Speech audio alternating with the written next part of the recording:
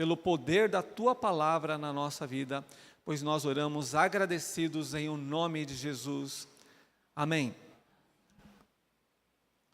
Como eu disse antes, o batismo é um assunto muito controverso na história da igreja. É um assunto muito disputado aí na academia ou fora da academia. E muitos entendem esse assunto de maneiras diferentes. Mas quando esse assunto foi bastante elaborado, foi por causa de uma posição da igreja, então, católica, que era a única igreja, que havia tomado a sua posição, vocês puderam ver na lição aí, de que o batismo era necessário para a salvação. Então, para uma pessoa ser salva, ela precisava primeiro ser batizada, então receber a salvação, como uma necessidade para ser salva. Então, a pessoa que não fosse salva, que não fosse batizada, não estaria salvo. Esta é a teologia da Igreja Católica Romana, que através dos séculos só tem confirmado esse erro, de concílio em concílio, em documentos em documentos, eles afirmam a necessidade de uma pessoa ser batizada para ser salva, até hoje. Então, na doutrina deles, se uma pessoa não for batizada, ela não pode receber a salvação segundo aquela igreja lá.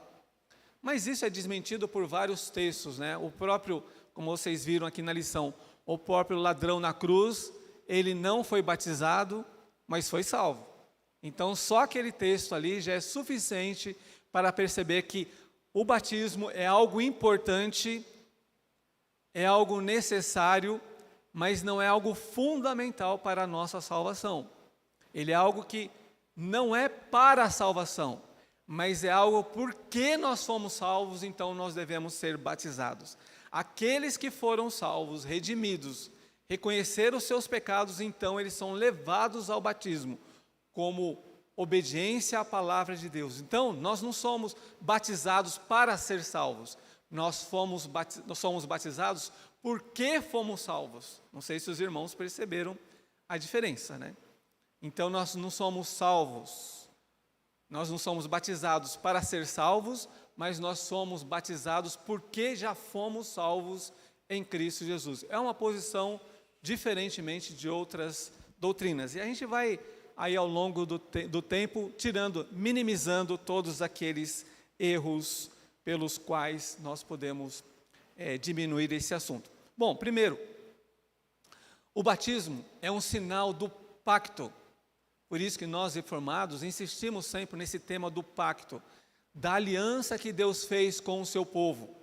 Deus, soberanamente, Ele fez uma aliança, Ele formou uma nação a partir de um homem, vocês sabem quem é Abraão, e formou uma nação a partir de um homem já idoso, e depois disso, depois de algum tempo, Deus institui a circuncisão, né? O primeiro ato que nós tivemos lá atrás, antes de falar do batismo, nós temos que falar da circuncisão, porque o batismo é uma continuação da circuncisão. No Velho Testamento, era administrado através da circuncisão. No Novo Testamento, diferentemente do Velho Testamento, nós administramos esse pacto através do batismo cristão. Então, ele foi substituído. Para nós, existe uma continuidade aí. Deus começou instituindo a circuncisão em primeiro lugar, depois, Jesus, no Novo Testamento, foi abolido essa questão da circuncisão, não é mais necessário, mas foi substituído pelo batismo. Assim como todos aqueles rituais, né, todos aqueles cerimoniais que haviam lá, que eram através de animais, de sacrifício de animais, foi substituído pela ceia, a ceia do Senhor, que nós participamos todos os meses. Do mesmo modo, a circuncisão que havia sido praticado lá no Velho Testamento, agora no Novo Testamento é praticado através do batismo. E como foi a circuncisão no Velho Testamento? A circuncisão foi instituída, como eu já disse, para Abraão, instituiu em Abraão. Abraão já era idoso e é bastante curioso que a primeira pessoa a ser batizado não foi Isaque, o filho da promessa, né? para não mostrar que seria só para sua descendência. Mas Ismael foi o primeiro a ser circuncidado. Isaac não havia nascido ainda, então Deus institui, antes de Isaac, institui para Ismael. Ismael provavelmente era um adolescente lá de 12, 14 anos, segundo alguns. Institui nele, né? Abraão foi primeiramente circuncidado, depois o seu filho Ismael, e depois todos os da sua casa, todos os servos, né? Todos os servos, a gente vai ver isso daqui a pouco, foram também circuncidados ali. Os da sua casa, que nasceram em casa, e aqueles comprados também, eles foram inseridos ali na promessa, né? Então, todos aqueles que haveriam de nascer na sua casa, todos os seus filhos e todos os seus escravos também fariam parte da aliança externa de Deus. Então, o que era a circuncisão? Circuncisão, os irmãos já sabem, não precisa descrever isso, porque é bastante conhecido por muitos. Era uma cirurgia que se fazia no pênis do homem, da casa, e era tirado ali o prepúcio dele, como ato de purificação também. Isso é uma coisa necessária, até falando de uma maneira higiênica, né? Era uma coisa que se tirava ali e marcava-se, né? Marcava-se todos os homens da casa, e as mulheres estavam incluídas também nesse pacto.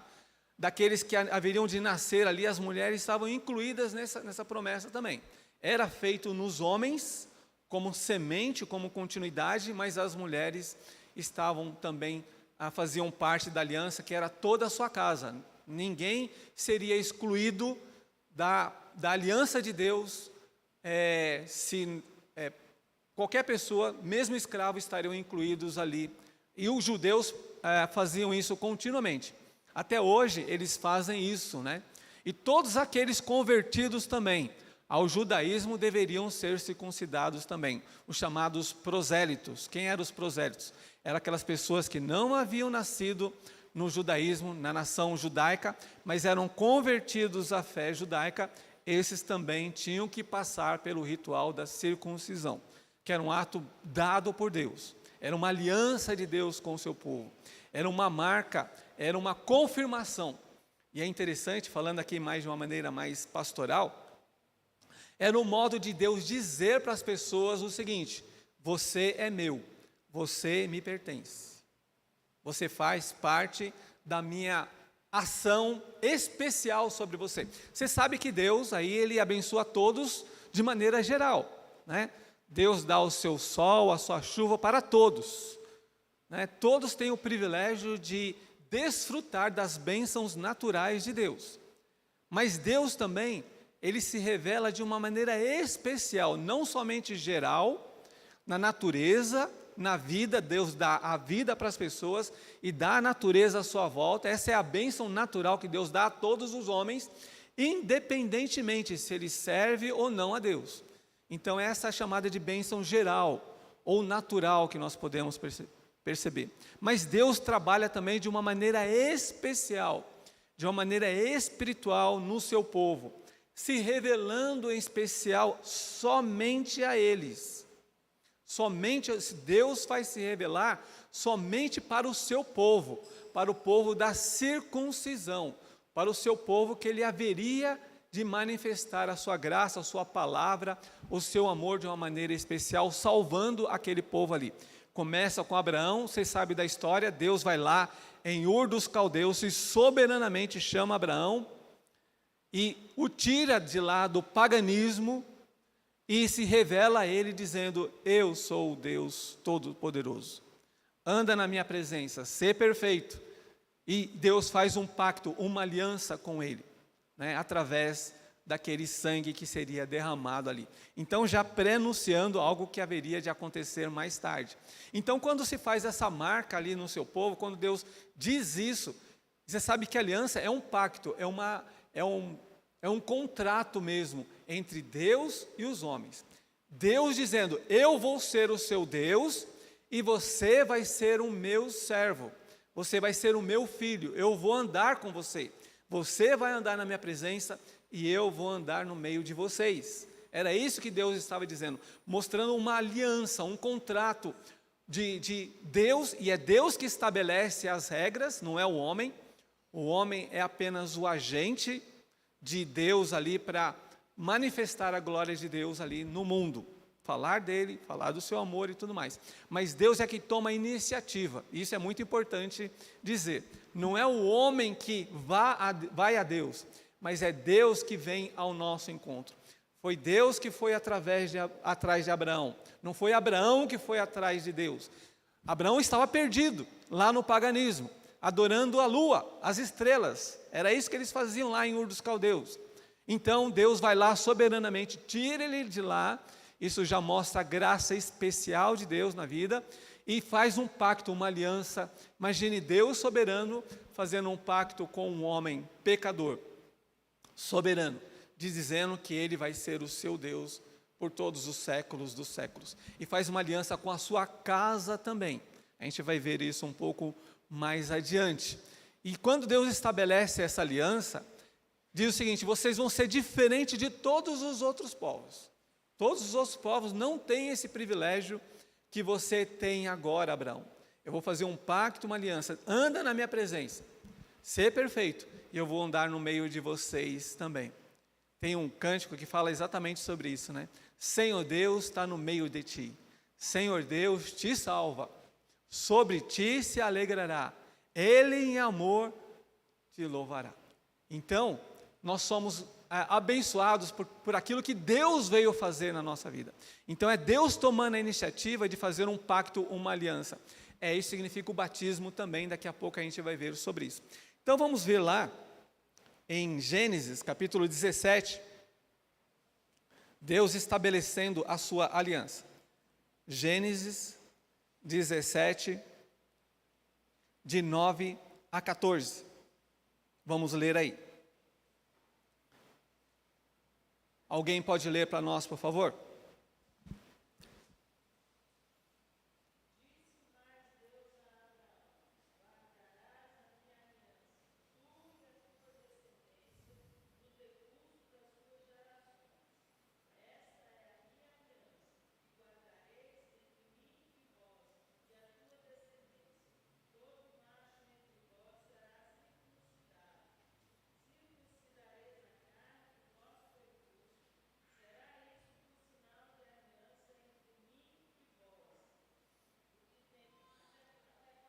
Até o 14.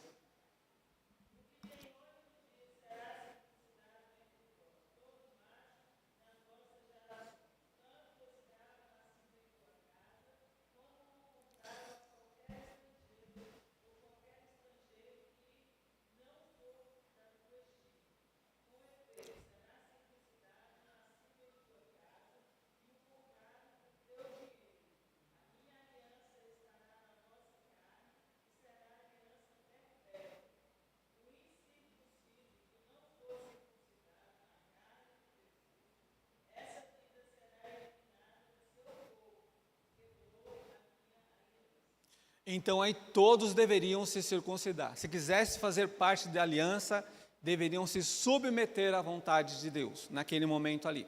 Então quem não quisesse seria exterminado, seria extirpado dali, porque somente poderia permanecer ali debaixo das ordens de Deus. Então, duas coisas nós podemos perceber aqui. Que Deus, ele se faz um com o seu povo. Ele faz uma aliança, ele faz um contrato para andar juntos, não é? Assim, por exemplo, é o casamento. O casamento, o que é? Duas pessoas que combinam, que fazem um contrato de andarem juntas. Não é assim? No casamento não é um contrato? Não sei se você sabe, mas o casamento é um contrato. Um contrato civil, onde duas pessoas se encontram, se organizam e fazem um contrato de andarem juntos, na mesma casa, com o mesmo propósito, com as mesmas temáticas e tudo mais, andarem juntos. E Deus agora está fazendo uma aliança. É mais ou menos parecido com um casamento. Deus está fazendo um casamento. E é isso que a Bíblia vai dizer mais tarde, que Deus faz uma aliança de casamento. Mais tarde, Jesus vai se revelar como quem? O noivo. E a sua igreja, o que é? A noiva, né? Deus é o noivo e a sua igreja é a noiva. Nós somos a noiva de Cristo. Então, esse casamento lá inicial com Abraão, que a nossa revelação, irmãos, ela foi progressiva. Deus foi se revelando aos poucos na história. Nós temos ela completa aqui. Somos privilegiados nesse aspecto. Nós temos toda a aliança de Deus completa aqui. Deus foi se revelando através da história aos poucos, né? Até chegar plenamente, até que chegue Jesus Cristo. Mas até lá, Deus vai fazer vários passos para chegar onde Ele queria lá, através da história, na vida do seu povo. Então é como se Deus estivesse casando com o seu povo nessa aliança, fazendo um contrato com Ele. E qual que era o contrato? De Deus ser o nosso Deus e nós ser o seu povo da sua aliança. É esse o pacto. E Deus nunca, jamais vai quebrar esse pacto. Deus sempre vai ser, Deus nunca vai falar assim, não vou ser mais Deus de vocês.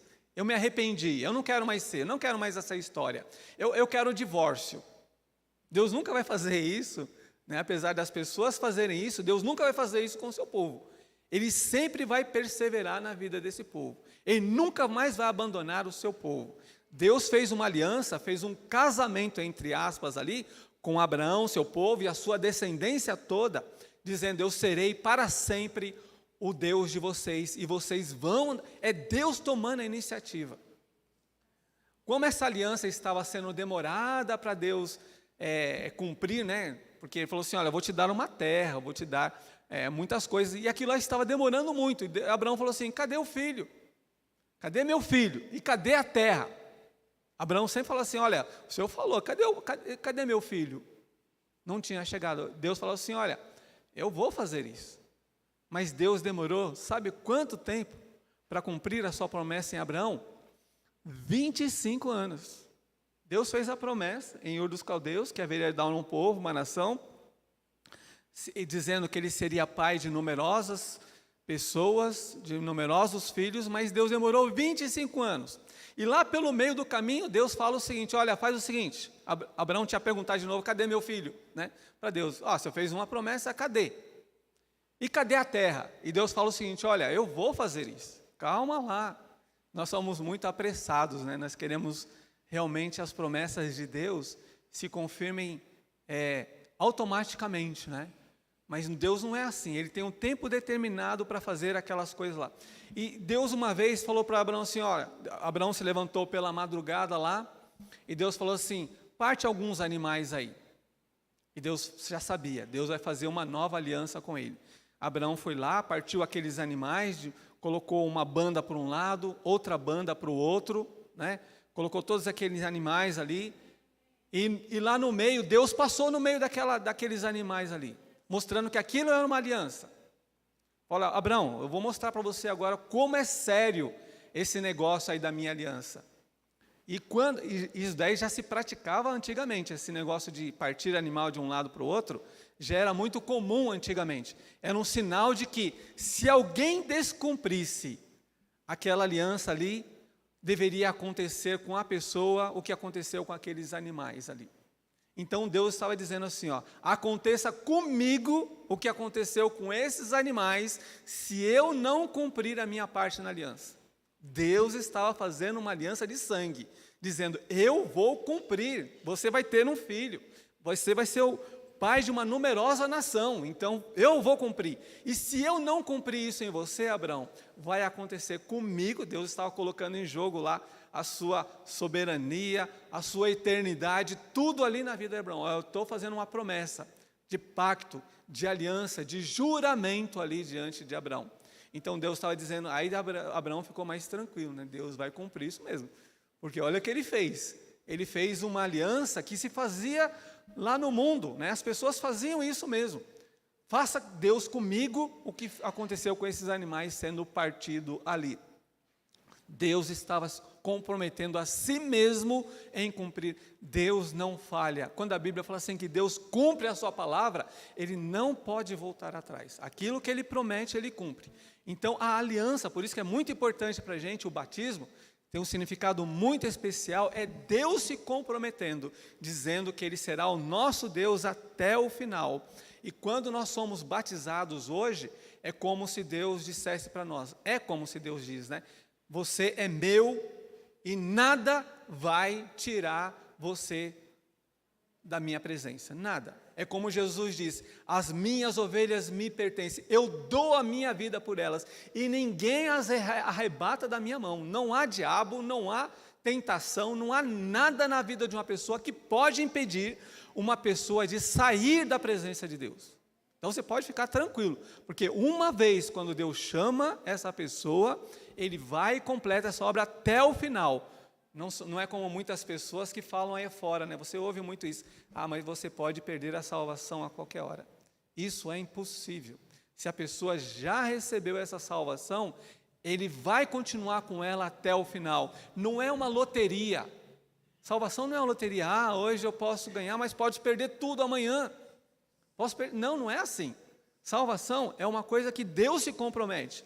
Então, se Ele compromete fazer isso, Ele vai administrar isso até o final. Quantos pactos há? Né? Quantas alianças há? Apenas um pacto. Um pacto que de Deus na Bíblia. Não há dois pactos, né? Um pacto no Velho Testamento e um pacto no Novo Testamento. Não, nós da linha Reformadas, entendemos que há um pacto só, mas que esse pacto foi administrado de duas maneiras diferentes. É um pacto, Deus faz um pacto só com o seu povo, não é diferente, não é uma coisa do Velho Testamento e uma coisa do Novo Testamento, não é isso.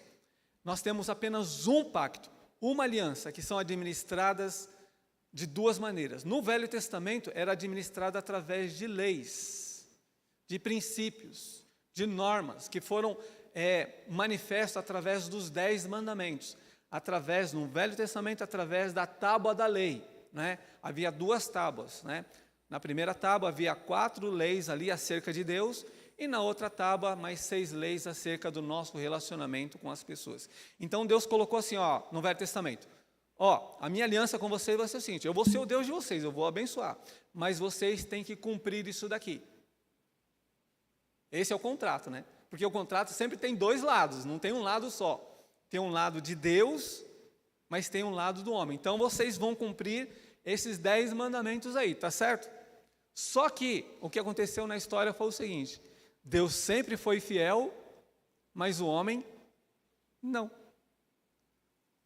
O homem não conseguiu e não consegue cumprir os 10 mandamentos da palavra de Deus. Ainda que você eu encontro muitas pessoas que lá fora falam assim, que cumprem os 10 mandamentos de Deus.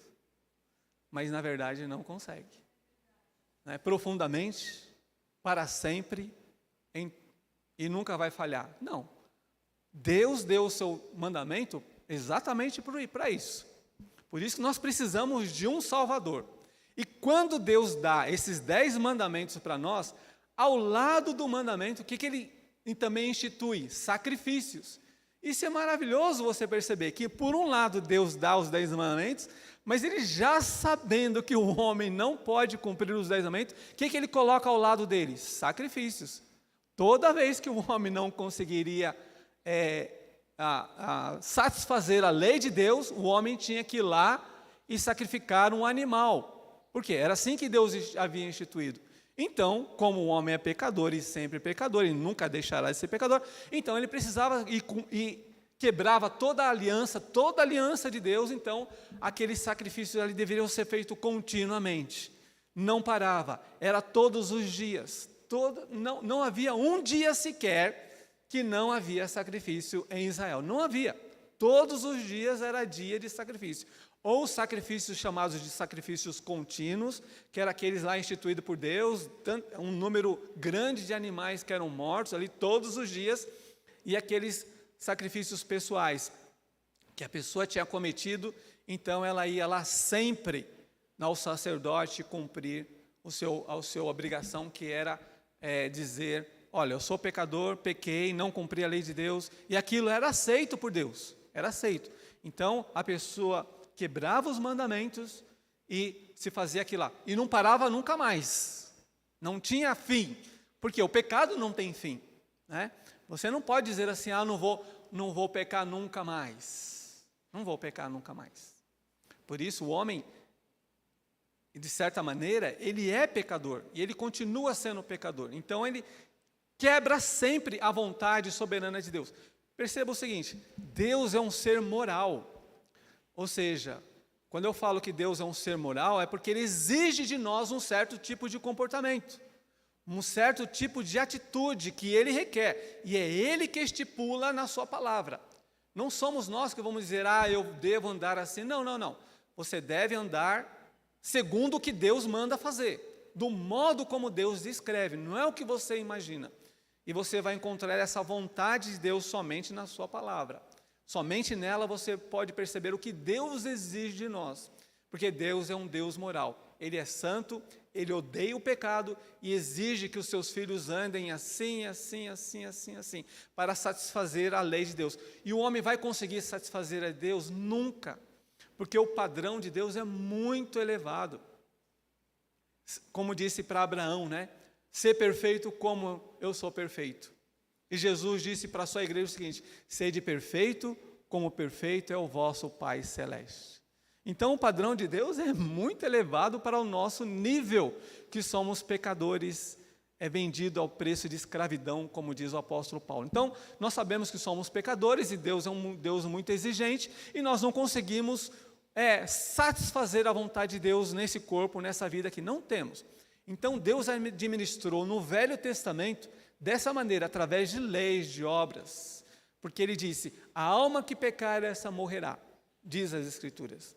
E para aplacar a ira de Deus contra o pecado, Ele tinha que fazer sacrifícios contínuos, porque isso aplacava a ira de Deus, porque Deus odeia o pecado de tal maneira que Ele vai punir o pecado onde estiver. Os nossos pecados não ficam impunes. Deus, mesmo pelos sacrifícios que eram feitos ali, você pode perceber que eles eram pagos, não por você, mas por um animal. Por isso que era um tipo de sacrifício chamado de sacrifício substitutivo, onde, ou seja, um pecador que pecou, ele leva um animal puro ali, sem defeito, leva para o sacerdote para ser imolado e morto no seu lugar. Aí se você tivesse naquela época, você ia dizer o seguinte, mas foi eu que pequei, por que esse animal tem que morrer? E não foi o animal que pecou, foi o indigente ali, foi o pecador. No entanto, aquele animal substituía, Deus haveria de requerer o sangue daquela pessoa ali, mas no entanto Deus havia feito um pacto de sangue para que aquele animal, o seu sangue fosse derramado em lugar do pecador. Foi isso que foi administrado durante muitos e muitos anos, né? Esse é um resumo, propriamente dito, do pacto da aliança no Velho Testamento. Quando nós chegamos no Novo Testamento, você já encontra um homem muito interessante chamado de João o Batista, né? O primeiro personagem que você encontra no Novo Testamento, assim, pregando, lógico, vai falar da vida, do nascimento de Jesus, mas encontra uma pessoa muito especial, que é o chamado João o Batista, que começa a batizar as pessoas. Era uma novidade, assim, para o povo de Deus. E muitos judeus estavam indo lá sendo batizados por João Batista. Mas o batismo ali era o batismo chamado batismo de arrependimento, que era chamado de batismo de arrependimento, onde todos aqueles que arrependidos dos seus pecados deveriam se batizar, né? Então nós começamos a entrar no mundo aí do batismo. O que era o batismo? Batismo é uma instituição que começa no Novo Testamento, apesar de o batismo não ser uma coisa muito nova, porque a palavra batismo significa purificação, significa lavagem, significa purificar aquelas coisas. E os judeus batizavam muitas coisas. Eles batizavam as bacias, eles batizavam os utensílios da cerimônia, todos eles eram batizados. Era essa palavra que se usava lá. E até para eles comerem, os judeus, eles não comiam se não se batizassem primeiro, ou seja, lavassem as suas mãos. Então, é a palavra usada lá, por isso que os judeus, quando Jesus chegou lá, ele falou assim, por que os seus discípulos não lavam as mãos antes de comer? Porque eles não se batizam, porque havia todo um cerimonial de purificação antes de se comer. dos utensílios lá no templo, que era o chamado batismo. E eles batizavam até casas, né? Eles jogavam água nas casas. Quando havia lá lepra, coisa assim, havia purificação dessa casa ali. Então havia utensílios, roupas e tudo mais, banhos que eles tomavam, que era sinal de purificação através da água. Só que no Novo Testamento é instituído isso daí, como sinal já da nova aliança. Já começa ali com João Batista. Depois isso vai ser confirmado ali por Jesus. Então você vê que João já começa a introduzir o batismo. E até o nome dele foi mudado, né? João, que era o batismo, aquele que batiza, e ficou o nome dele, João Batista. Então foi incorporado isso ao nome de João, porque ele começava a fazer isso continuamente, então incorporou isso, porque ele batizava mesmo, como sinal de arrependimento. Por quê? Os judeus, o que eles faziam? Como tinha essa facilidade aí de você pegava um animal, comprava um animal, ia lá, oferecia, Deus purificava o seu pecado, então para eles estava tudo bem, era só pecar, pegar um animal, oferecer a Deus e estava tudo certo. E não havia arrependimento ali naquela questão. Não havia um sentimento de dizer, puxa vida, eu ofendi a Deus. Não havia, porque eles faziam aquele ritual ali, estava automático para a vida deles. Eles pecavam, não se importavam, era só comprar um animalzinho lá, oferecer sacrifício, estava tudo bem. E o que disse o João Batista? Não é assim que funciona. Não era dessa maneira. Deus não instituiu esse cerimonial para você se livrar somente do seu... Era para você sentir realmente o pecado da sua vida, sabendo que Deus deveria punir você e não aquele animal. Deveria haver arrependimento, mas o povo lá já estava endurecido mesmo. Então eles faziam aquilo lá ritualmente. Eles faziam lá porque estavam acostumados a fazer aquilo. Então vem João Batista e fala o seguinte: não, vocês não estão se arrependendo dos seus pecados. Então, eu vou fazer batismo aqui, mas somente para aquelas pessoas que verdadeiramente se arrependerem dos seus pecados. Reconhecer os seus pecados em primeiro lugar, depois se arrependerem, depois disso vocês vão ser batizados. Por isso que João Batista dizia o seguinte: raça de víbora, quem vos induziu a serem batizados?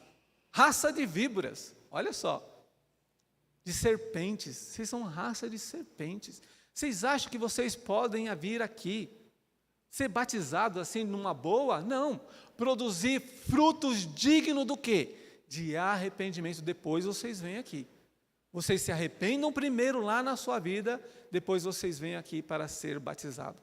Então, o batismo ali foi como confirmação de um grande arrependimento de pecado. Reconhecimento de pecado. Isso é o sinal do batismo. Aí muitas pessoas falam o seguinte: bom, olha só, se o batismo é sinal de arrependimento, então as crianças não podem ser batizadas. Por exemplo, os batistas, eles não batizam crianças. Eles batizam só pessoas adultas que vão lá, se arrependem dos seus pecados, e por causa dessa questão também, porque eles acham... Não. Eu vou chegar lá. É a doutrina, eu estou explicando a doutrina deles, né? Eu estou falando argumentos deles. Se realmente, eu estou usando o que eles pensam. Se realmente o batismo é uma confirmação de arrependimento, então as pessoas vão ser salvas. As crianças que não têm arrependimento, então elas precisam chegar a uma idade tal que elas venham arrepender dos seus pecados e depois sejam batizadas. Esse é o argumento batista, né? Que não é o nosso argumento. É a igreja da igreja batista, não é da igreja presbiteriana. O pensamento da igreja presbiteriana é bem diferente. São os nossos irmãos em Cristo. E se uma pessoa vem de lá com esse pensamento, nós não temos problema nenhum. Nós aceitamos. Tanto o modo de batismo deles, que também tem outro problema, né? Quanto de água deve ser necessário para ser batizado? Se é um pouquinho, né? Se é um pouquinho, se é um pocão, se é muito, né? Eles lá dizem que tem que ser muito, Nós falamos que não é necessário, apenas um pouco, não é suficiente. Apesar que o pastor falou lá que fez um batismo lá, que jogou um monte de água lá, na criança lá, né? Não sei, não é, pastor? Não foi isso, pastor? Não foi isso? O último batismo que o senhor fez, o senhor jogou um monte de água na criança lá. Foi quase batista. Quase por imersão. Ele falou que jogou água em todo mundo, né? Ele contando lá. Não.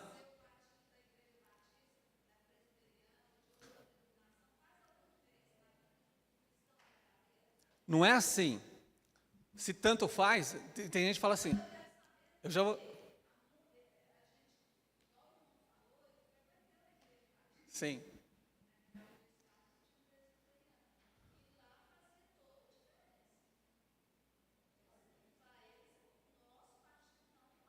Não vale. Isso. Por isso que tem muitas dificuldades, né? Por isso que eu estou explicando aqui.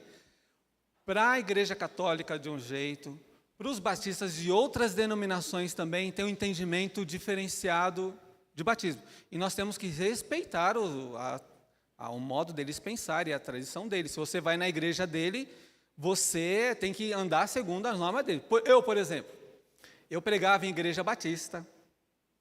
Eu ajudava a igreja batista, mas na hora da ceia eu não era recebido.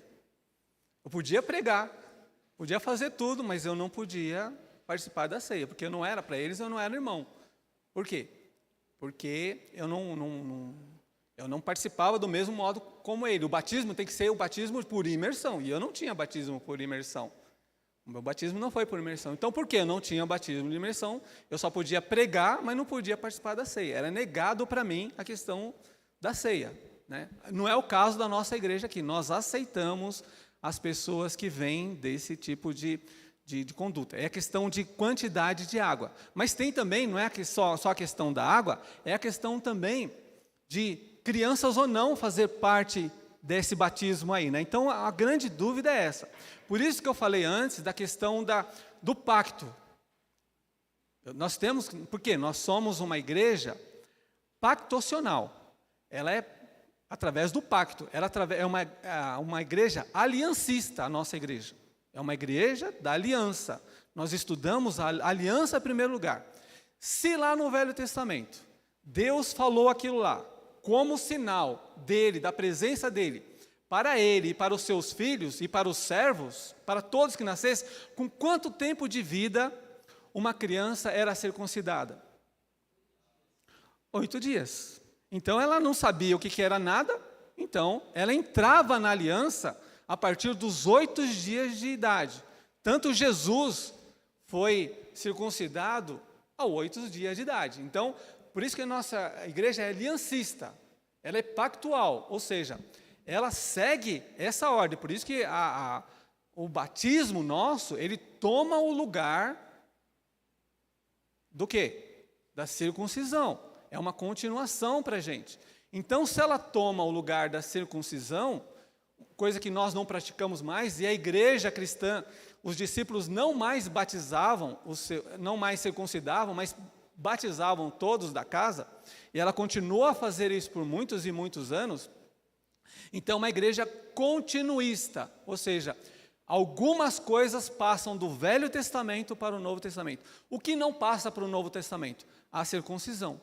A circuncisão não passa, não precisamos ter circuncisão, apesar de ser bíblico lá, né? É interessante isso. Você vai conversar com um sabatista, aí ele fala assim: você tem que guardar o sábado.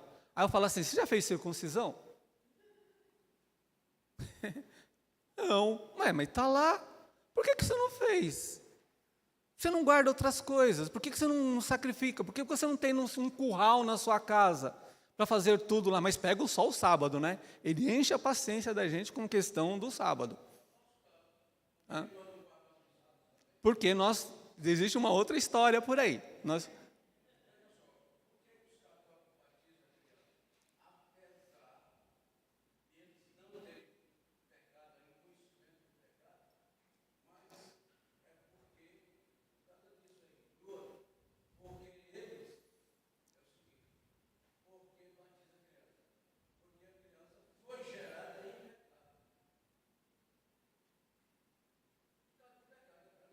Foi isso.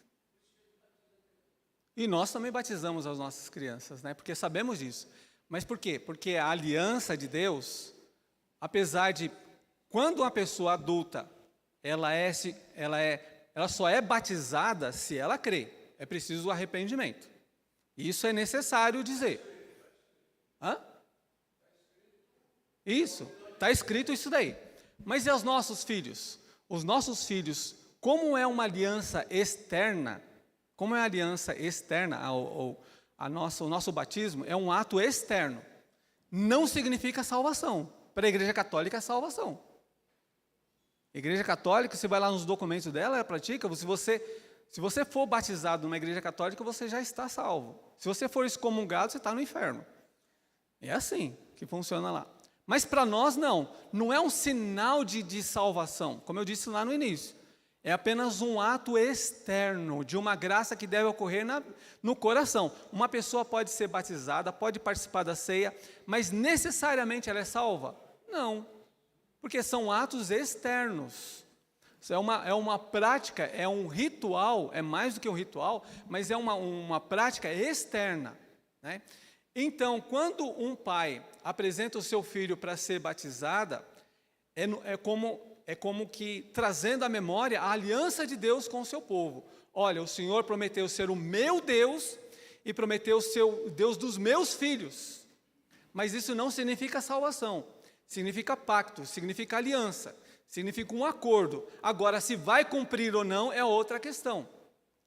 Então, Deus faz um pacto, faz uma aliança, não somente com você, mas faz parte também com a sua família toda, como era no Velho Testamento. E isso passa para o Novo Testamento. O que passa? Essa aliança de Deus com o seu povo e seus filhos, ela vai continuar. É chamado de um novo Israel de Deus. O novo Israel de Deus vai ter continuidade. Nós, a Bíblia é assim, nós somos o Israel de Deus. Só que mudamos, só que Deus, na verdade, nós mudamos não. A Bíblia mudou. Ela trouxe agora o batismo, que não tem mais sangue. Por quê? Porque o sangue verdadeiro já foi derramado por Cristo Jesus. Então, todos aqueles sacrifícios foram substituídos por quê? Pelo sacrifício perfeito de Cristo Jesus. Ele fez o sacrifício já perfeito. Já não é necessário mais derramamento de sangue. Por quê? Ele derramou o sangue perfeito para nos purificar de todos os pecados. Já não é mais necessário fazer um sinal no nosso corpo mais da circuncisão. Porque o batismo, ele é representação daquela aliança de Deus lá no Velho Testamento, que agora é substituído por um novo que o próprio Jesus instituiu. Ele não instituiu, vai lá e circuncida. Ele não mandou fazer isso. E nem poderia fazer isso, porque ele é o sacrifício perfeito. Ele não disse para o seu discípulo lá em Mateus 28, vão lá e circuncide todo mundo, como sinal da aliança. Foi abolido aquilo ali.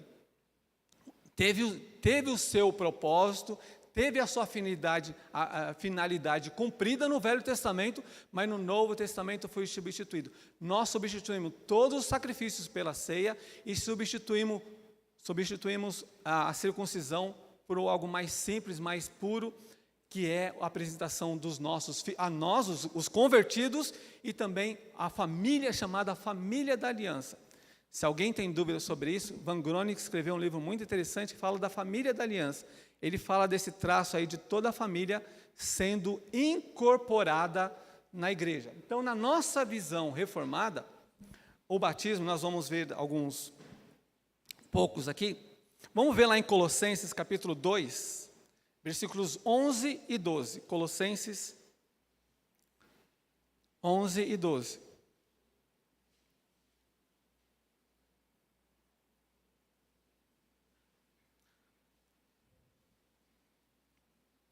Colossenses 2, 11 e 12.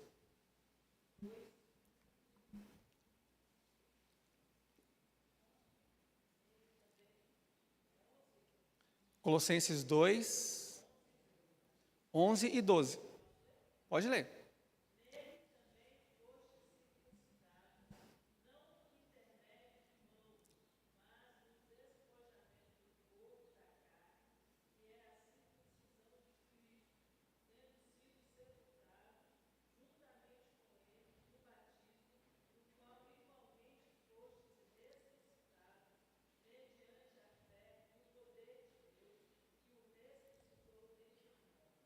Então, o crente, quando ele é convertido por Deus, ele é circuncidado no seu coração. Deus faz uma circuncisão não agora exterior, porque aquilo lá é tudo exterior. Poderia ser circuncidado, mas não significava que eles faziam parte da aliança interna de Deus. Poderia ser judeus apenas na carne, somente na carne. Judeu que era circuncidado não era salvo automaticamente. Eles faziam parte da aliança externa de Deus, externa. Por isso que nós fazemos. O batismo também é sinal externo da graça de Deus, não é algo interno. Para isso, aquela criança que foi aceita no batismo, ela precisa em algum momento da vida dela que Deus faça esse batismo no seu coração. Ela precisa se converter dos seus maus caminhos. Ela precisa realmente reconhecer Jesus como o único suficiente da sua alma, da sua vida. Então, ela precisa realmente reconhecer o seu pecado no momento devido. Isso nós chamamos de salvação. Até então, desde o momento que a criança é batizada, até o dia que ela se converte, pela graça de Deus, o que acontece nesse período ali? Ela é mantida debaixo da aliança de Deus de maneira externa, de ser o nosso Deus e ter todos os privilégios de ser filho de um crente. Por exemplo, leitura da palavra de Deus, oração, comunhão dos irmãos, ela faz parte dessa comunhão externa da palavra de Deus, mas isso não significa salvação. A pessoa vai estar ali debaixo, coberto pela fé dos seus pais na sua vida, diariamente ali faz parte, até o momento que ela possa por si só, com os seus próprios pés, com os seus lábios, confessar o Senhor Jesus como seu suficiente Salvador Jesus Cristo. Ali é a salvação, e não antes. É apenas um sinal. Como o batismo não é salvação automática, como ela é apenas um pacto, é um acordo, né? Primeiro as crianças, elas são apresentadas e fazem perguntas aos pais. Nós vamos ter um batismo aqui, o pequeno Samuel daqui a uns dias vai ser batizado, e o pastor é obrigado a falar, vocês prometem, né? Ler as Escrituras, orar com eles e por eles, e fazer tudo o que for possível, né? Ensiná-los a ler, ou mandar ensinar a ler, para que ele mesmo venha no futuro a conhecer o Senhor Jesus Cristo pessoalmente. Vocês prometem isso? Então os pais prometem isso, que é a aliança de Deus. É até isso, ó. Não é sinal de salvação, não. É sinal apenas de que vai acompanhar, que ela faz parte da aliança. É como a igreja aqui. Todos nós estamos aqui debaixo da igreja, ouvindo a palavra de Deus. Mas quem é salvo, quem não é salvo, quem se rendeu, quem reconhece o seu perdão, esse verdadeiramente é quando é circuncidado. É isso que Colossenses está dizendo. Quando Cristo Jesus, ele vem e circuncida o nosso coração. Uma criança não nasce salva por pertencer a uma família cristã. Ela não nasce salva, mas ela nasce debaixo da aliança de Deus. Isso é maravilhoso já. Da aliança externa de Deus, até o momento que ela por si mesma, ela venha reconhecer os seus próprios pecados, possa ir a Jesus, confessar os seus pecados, se entregar a Ele e ser uma nova criatura a partir daquilo.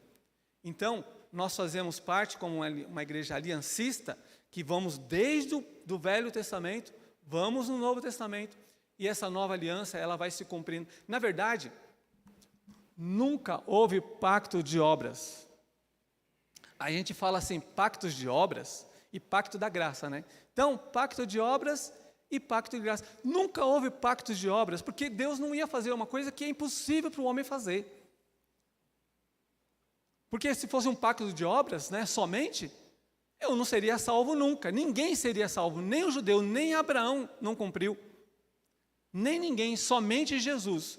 Por isso, algumas pessoas assim, por que Jesus foi então batizado?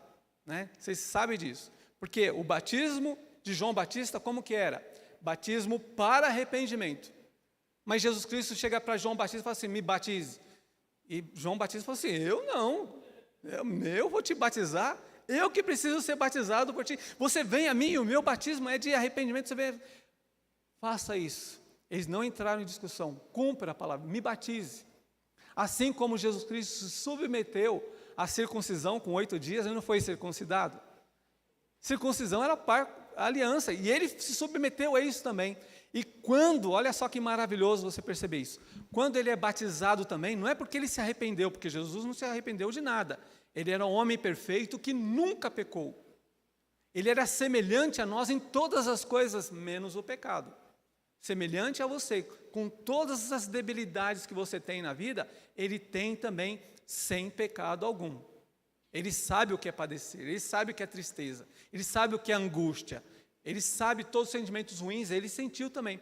Porque Jesus Cristo, quando ele fez isso, quando ele foi circuncidado aos 8 dias e quando ele foi batizado mais ou menos aos 30 anos de idade, ele estava se fazendo um conosco. Ele estava fazendo um de nós estava se fazendo ali, com o seu povo, com a sua aliança, o propósito de Deus na nossa vida. Então, nós temos olha só que interessante, perceba isso, é uma coisa muito legal. Nós somos transformados, cada dia mais o cristão ele é transformado à imagem e semelhança de Deus. Então, a obra que Deus faz é regenerativa, nós somos semelhantes a Ele. Mas Deus, por outro lado, Ele se fez um de nós. Teve um movimento contrário também. Ele veio, se fez homem, olha só, Ele se fez homem, habitou entre nós, cheio de graça e verdade, e quando Ele ascendeu ao céu, não desapareceu o seu corpo foi santificado, Ele se fez um de nós, de tal forma que nós somos transformados à imagem e semelhança de Cristo, e o próprio Deus, Ele se fez homem, por isso que é chamado de Deus homem. Lá no céu, quem está lá? Jesus em pessoa, transformado verdadeiramente, Deus soberano, mas também Deus homem. É um semelhante de nós, está lá no trono, está reinando lá. Então, a natureza humana foi glorificada a tal ponto de Deus. Por isso que um dos salmos diz assim, vós sois deuses, porque nós fomos unidos a Cristo, que é chamado união mística do crente com Cristo. Nós somos incorporados ao corpo de Cristo, por isso que Ele é o cabeça federativo desse corpo, e nós fazemos parte desse corpo, nós somos membros desse corpo, do corpo de Cristo, que é a igreja. Nós fazemos parte dessa aliança do povo de Deus, por isso que é uma igreja aliancista. Para entender o batismo, você tem que entender a aliança que Deus fez em toda a Bíblia. Não é assim, irmãos, acabou todo o Velho Testamento, começa tudo de novo ali. Não. Nós não entendemos a Bíblia assim. Esquece o Velho Testamento, porque eles só tem coisa de fazer, não fazer, pode, não pode, não é assim. Na verdade, só houve um pacto, que é chamado o Pacto da Graça, que está lá no Velho Testamento. Deus nunca iria colocar o pacto da obra, porque é impossível para o homem, ninguém conseguiria fazer aquilo lá, porque a graça estava sempre ali. Deus deu a lei para mostrar para o homem que ele é incapaz de cumprir a vontade de Deus, porque ele é pecador. Então Deus deu uma coisa, e a lei é boa, justa e perfeita. A lei de Deus, ela é perfeita por quê? Porque ela vai mostrar o meu estado, para poder então suplicar a Deus a sua graça, o seu amor. Fala assim, Senhor, pelo pacto das obras eu não consigo, é impossível, mas por sua graça, pelo seu amor, eu sou alcançado. Então, lá no Velho Testamento só houve o pacto da graça. Veja bem, vamos lá, em Gênesis, capítulo 3, olha aqui o que é chamado o pacto da graça, olha só Deus fazendo lá, Gênesis 3,15.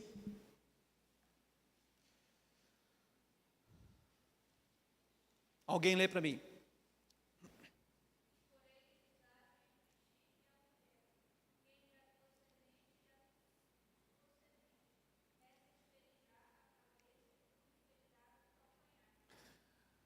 Isso, só isso.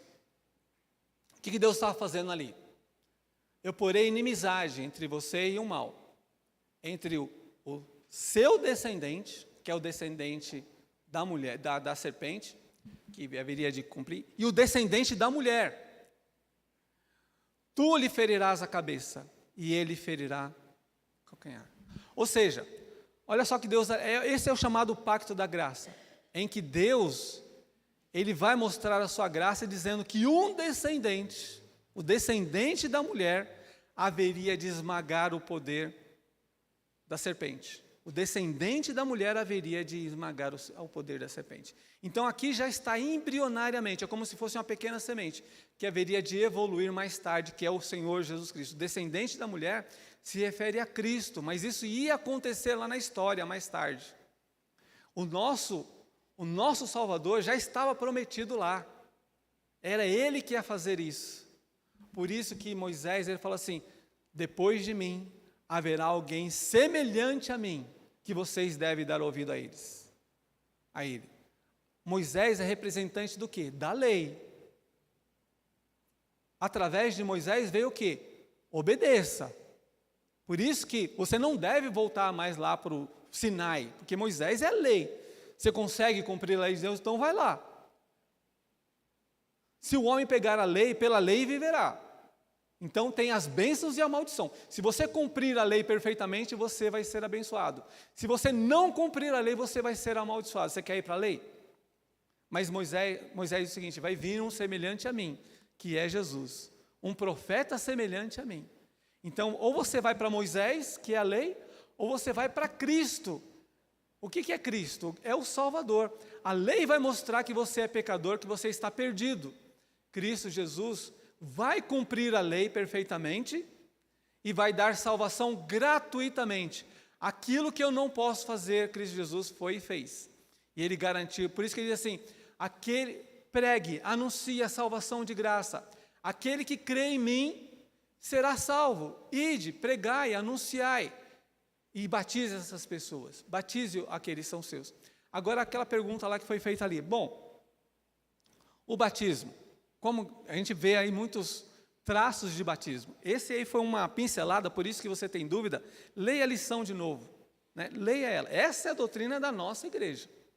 Essa é a doutrina que a nossa igreja prega e nós aceitamos essa confissão de fé aqui, que é o pacto chamado Pacto da Aliança de Deus na vida dos crentes. Então muita gente fala assim, pastor, eu tenho dúvida porque eu vou batizar o meu filho, será que pode, será que não pode? Será que é permitido? Será que não é permitido? Tem muita gente que até na igreja faz isso. Mas quando você olha que é um sinal externo apenas, em que você apresenta o seu filho, né? Por exemplo, é que nem casamento. As pessoas chegam para mim e falam assim, pastor, eu preciso casar, tal, não sei, na igreja. Eu falei, por quê? Para ser abençoado. Para o meu casamento ser abençoado. Eu falo, não. Então você tem que ir para a igreja católica. A igreja católica, para a igreja católica, o casamento é um dos critérios que ele tem lá de bênçãos de Deus. É um sacramento para eles. Então você se casa, vem bênçãos espirituais na vida dessas pessoas que vão se casar lá. Eles pedem isso e esperam isso lá. Para eles é um sacramento, para nós não é sacramento. Então, quando a pessoa se casa numa igreja evangélica, nós vamos pedir a bênção de Deus para o estado que eles vão se encontrar ali, de casados. Pedir a bênção de Deus. Mas você não é mais crente, menos crente, porque você é casado. Você é mais crente se eu for casado. Vem bênçãos espirituais. Não, vem bênçãos sociais, do nosso cotidiano. É bom que o homem se case. É bom que ele tenha filho, mas não por isso vem bênçãos espirituais.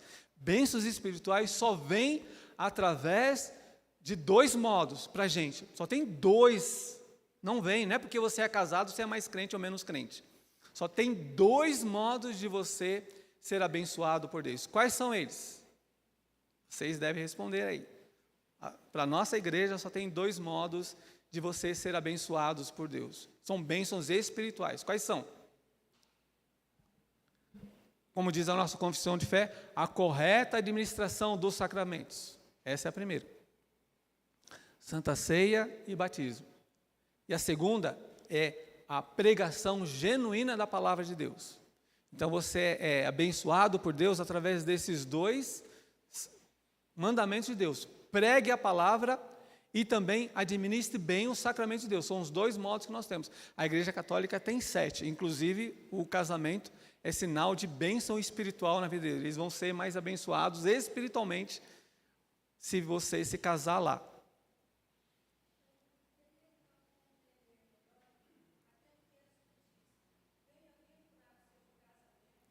Isso. Sim. Isso. Existem várias, são bênçãos naturais. Existem vários mandamentos de Deus, né? Mandamento cultural, conhecer o mundo, dar nomes aos animais, fazer uma profissão. A pessoa vai lá, eu quero ser engenheiro, eu quero ser médico. São bênçãos sociais, conhecimento. Isso daí nós temos lá na Bíblia. É um mandamento social, é um mandamento que você vai ser uma bênção na vida das pessoas. Mas isso não é, o casamento é um mandamento social também, cultural, social, onde você pode ser abençoado por Deus de uma maneira social, mas isso não é bênção espiritual. Então lá, o casamento, né, que você citou aí. É bom que um homem esteja casado com a mulher. Vem bênção sobre a vida dele. Nós pedimos as bênçãos sobre ele, sobre a vida do casal, sobre a manutenção do lar, para o crescimento dos filhos, mas não, isso não é sinal de salvação, não é sinal de que Deus vai abençoar espiritualmente. É uma bênção que Deus deu para o homem para ele ser feliz no mundo. Vai trabalhar, é uma bênção que você pode desfrutar dos seus frutos do seu trabalho. Nós pedimos as bênçãos de Deus para o nosso trabalho. Nós pedimos as bênçãos de Deus para a nossa família, para aquilo que nós vamos realizar no mundo. Esses são mandatos de Deus que você deve executar. Quando Deus colocou o homem lá, colocou, vai lavrar e cuidar do jardim, é a bênção de Deus. Mas aí, chegava no final deles, havia comunhão plenamente de Deus. Então, o casamento para nós não é sacramento, não é uma ordem espiritual de Deus, não vem bênçãos de Deus como vem a palavra do Senhor, como vem a Santa Ceia e o batismo. Não, é diferente, são bênçãos espirituais com bênçãos sociais. Hã? Sim, exatamente, quando cumpre esse mandato, exatamente. Por isso que a igreja ela não pode fazer esse pedido de, se ela realmente não cumprir o mandato social, se ela não tiver casada lá no civil, porque isso daí é uma questão civil, é a questão que ela vai resolver civilmente. Então ela vem à igreja pedir a bênção de Deus para o estado que a igreja não faz casamento. A igreja vai pedir bênção para aquilo que eles já fizeram socialmente. A igreja não faz casamento. Nós não podemos fazer, aliás, é até contra a lei, uma igreja causar alguém, não pode. Ela tem que se casar lá no civil, né, ter o documento lá e o pastor tem que ver esse documento. Vocês se casaram mesmo? Não é, pastor? Tem que ter lá, cadê o documento aí? Se não tiver, não vem aqui não. Aí o que nós vamos fazer na igreja? Vamos pedir as bênçãos do Senhor sobre a vida de vocês, para aquilo que vocês já fizeram, né, já realizaram socialmente, porque é um mandato social, a pessoa vai se casar se ela quer. A Bíblia não tem um mandamento assim, se casem, não é mandamento do Senhor. Não é bom que o homem viva só, mas não está dizendo lá, é obrigado a casar porque vai vir bênção. Não vai, não é nesse sentido, é uma coisa, é um acordo social. Você vai lá, encontra alguém do seu agrado, tudo mais, você faz isso socialmente.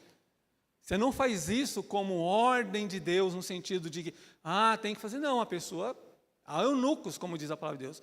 Se fosse assim, Jesus Cristo estaria desobedecendo a palavra de Deus. Não é verdade?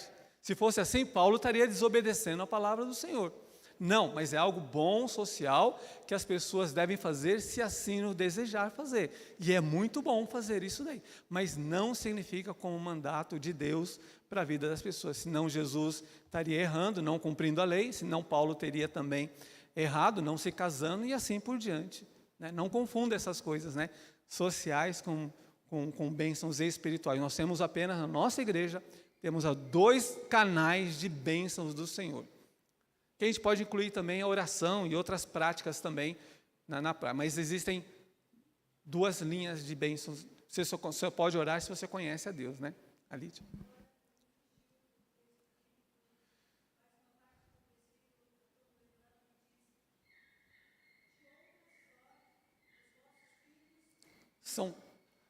São santos do Senhor.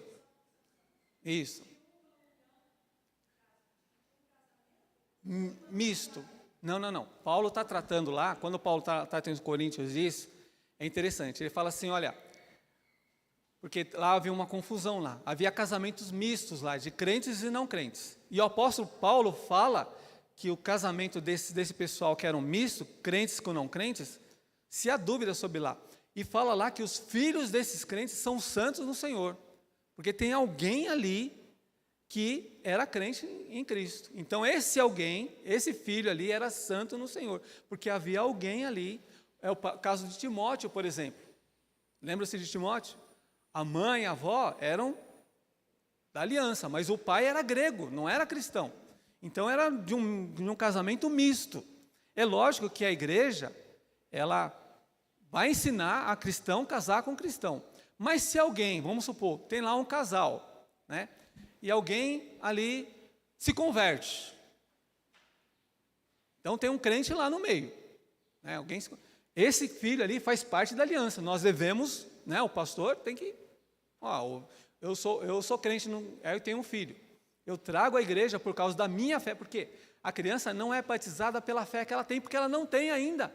Mas ela é feita baseado na fé dos pais. Os pais confiam e entregam seus filhos para serem batizados, para fazerem parte da aliança.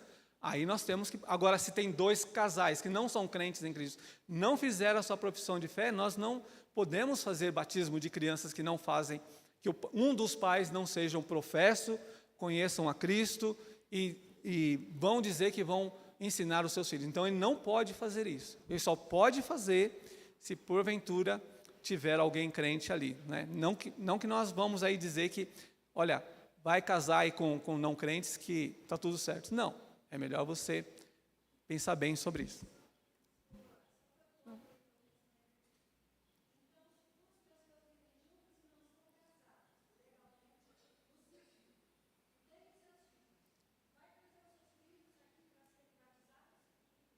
Não, não. Eles têm que, nós temos, o conselho vai induzir essa pessoa para fazer o casamento civil primeiro, né, para poder depois apresentar os seus filhos. Ele tem que regularizar a vida dele civilmente, resolva a sua vida civilmente, depois vem aqui. Primeiro não pode nem ser professo, né, então não pode nem apresentar filho. Ele tem que resolver a sua vida, trazer as coisas, depois serem apresentados e logo depois se apresentarem os seus filhos, depois que eles forem, ou no mesmo momento ali. Então um casal lá, né, professam, depois que eles são professos, aí faz o batismo das crianças ali, que fazem parte da aliança por causa da fé dos pais nos filhos.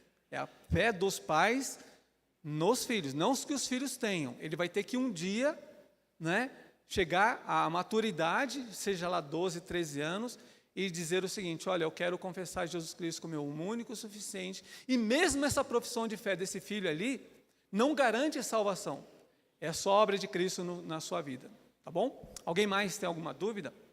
Leia a lição com cuidado, né? Essa aqui, por isso que eu disse, há muitas dúvidas. Leiam com cuidado o que a nossa igreja presbiteriana ensina, o que ela crê realmente sobre. Existem muitas doutrinas, mas aquilo que nós acreditamos está aqui. E aí, se você tiver dúvida, procure um dos pastores, um dos presbíteros, para poder sanar a sua dúvida, conforme a nossa igreja crê. Alguém tem alguma pergunta? Alguma colocação? Não, então vamos... Pois não.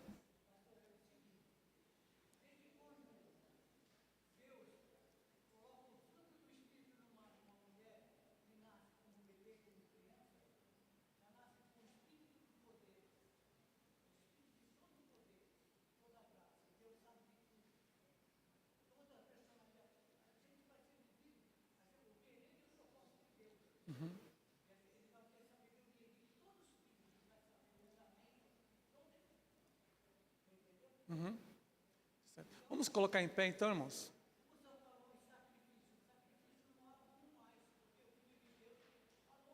Exatamente. Vamos colocar em pé então, vamos encerrar, depois temos uma palavra aqui.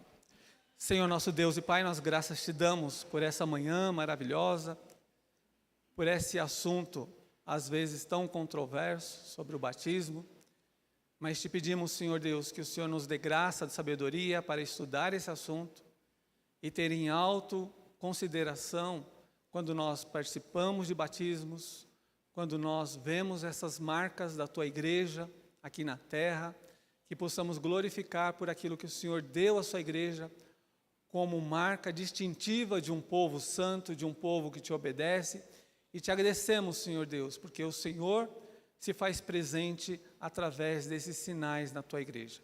Te agradecemos por essa igreja que ministra a tua palavra, que ministra o seu ensino. Ajuda-nos, o Senhor, e tire, Senhor Deus, de nosso coração qualquer dúvida que esteja no nosso coração, que o Senhor nos ensine através do seu Santo Espírito e por intermédio poderoso da tua palavra. É o que nós pedimos em nome de Jesus. Amém. Que a graça do nosso Senhor e Salvador Jesus Cristo, o amor de Deus e do nosso Pai, e o nosso Consolador Jesus, que a graça dele repouse sobre cada um de vós e todo o povo de Deus, hoje e para todos sempre. Amém.